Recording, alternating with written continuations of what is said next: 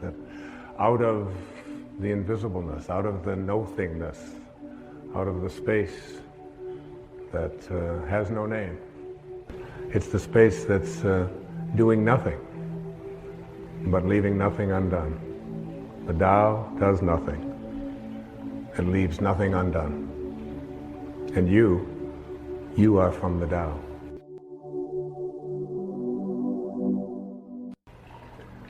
I'd like to just, for a few moments, speak about one more thought. I'd like to see you work at changing. To change the thought from notice me, to what Lao Tzu calls living in obscurity, becoming more obscure. We live in a celebrity-obsessed world, don't we? Look at me. Notice me. The Tao teaches something completely the opposite. Listen to the 66th verse of the Tao. Water again. The sea stays low.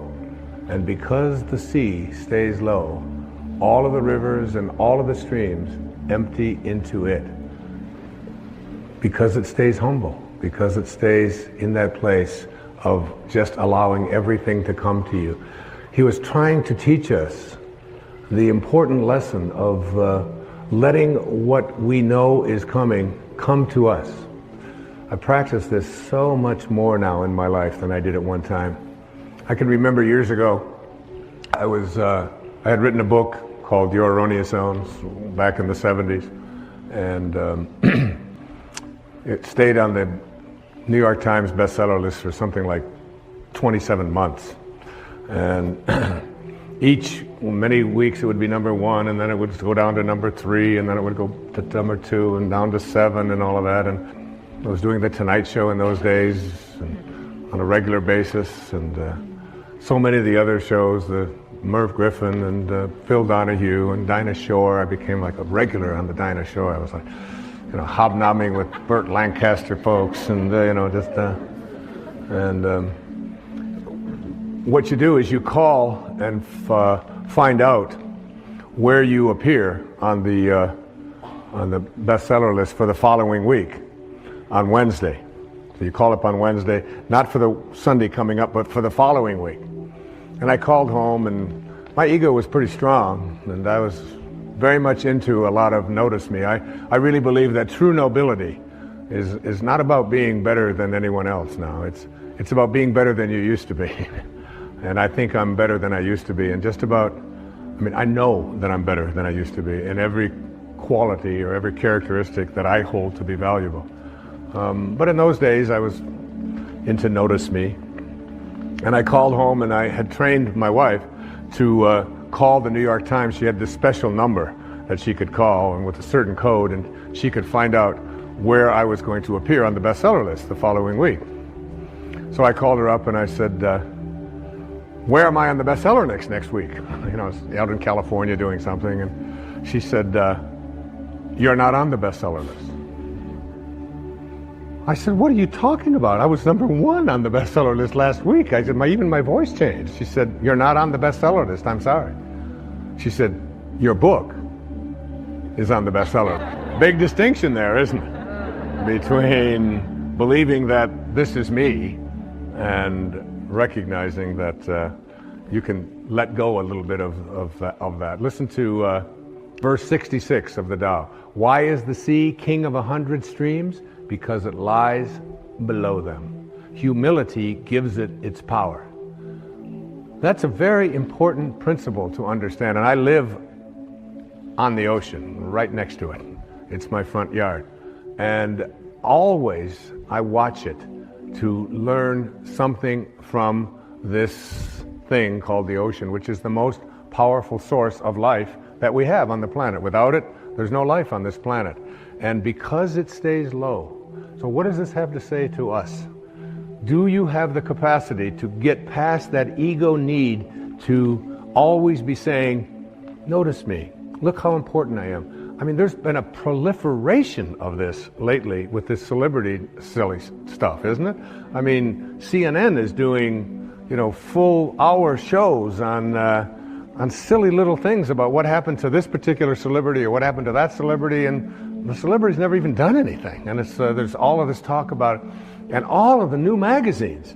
I mean, and you go through an airport and you look on the newsstand, and all the same photos, just with different magazines. I don't even know what the names of all of them are, but there's like this huge market now that we have for people to get into a state of notice me, notice me, notice me. And how much do we train our young people, particularly in our schools and so on, that the one who is the star is the one who gets the most attention. The one who is the most important and the most valuable is the one that has the most people liking them, and so on. This constant obsession with needing to be noticed.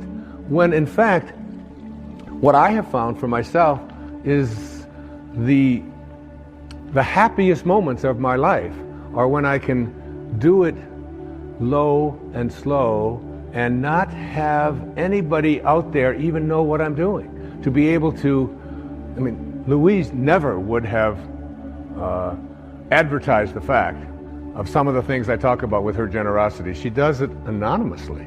It's almost always done in those ways.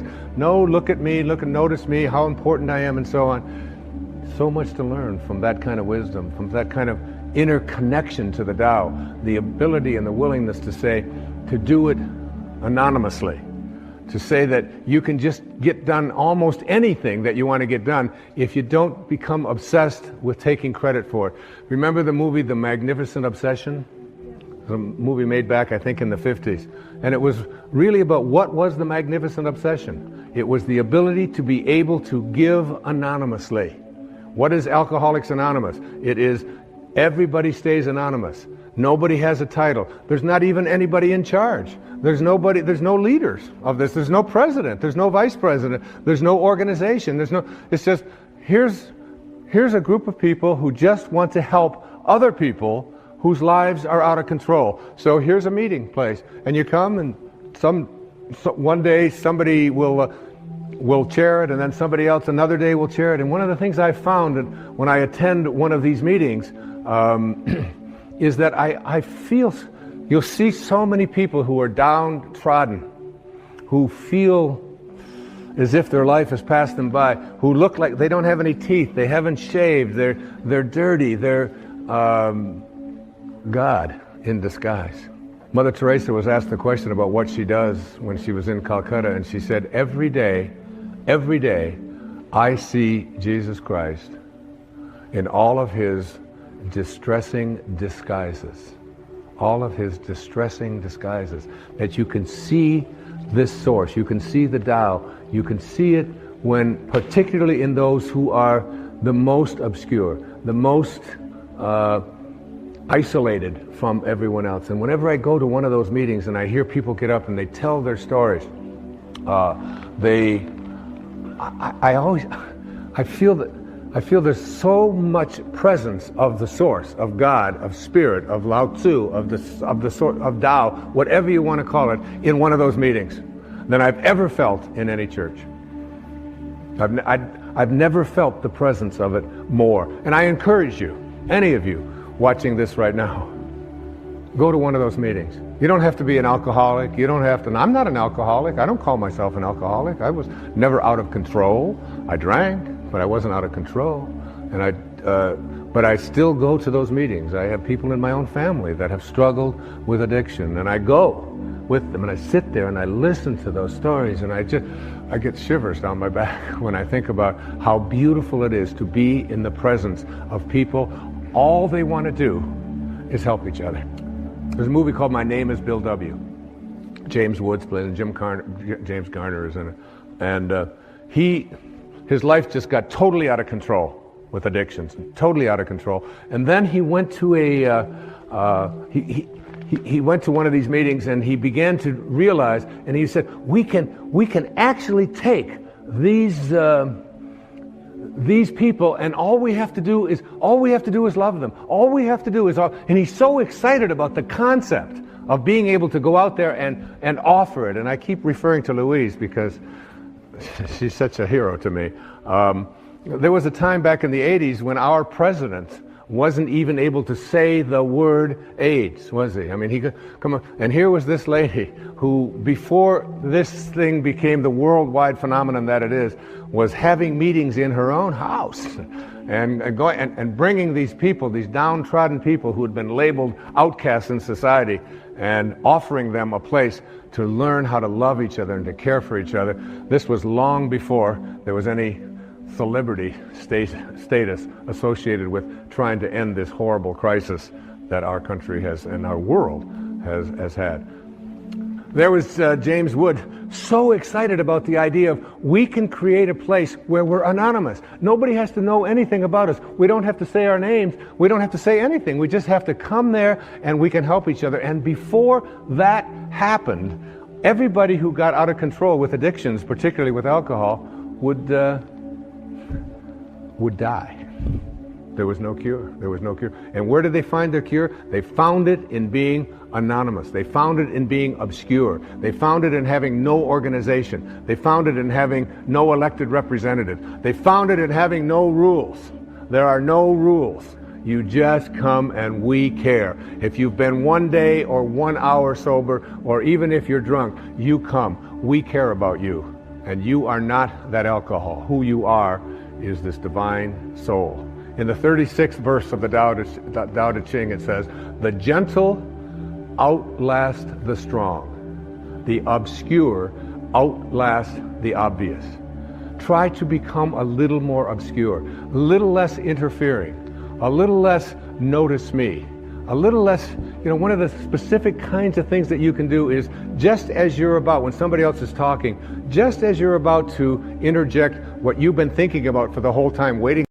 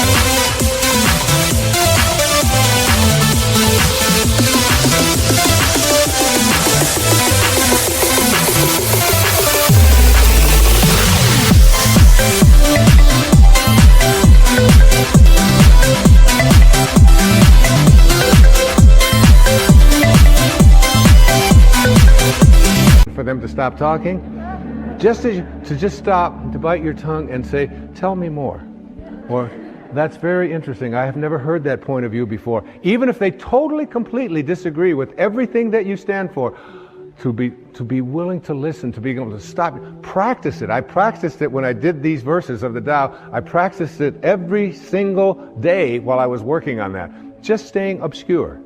And for me, that's not always so easy because of just being recognized wherever I go. And if I saw someone was about to recognize me,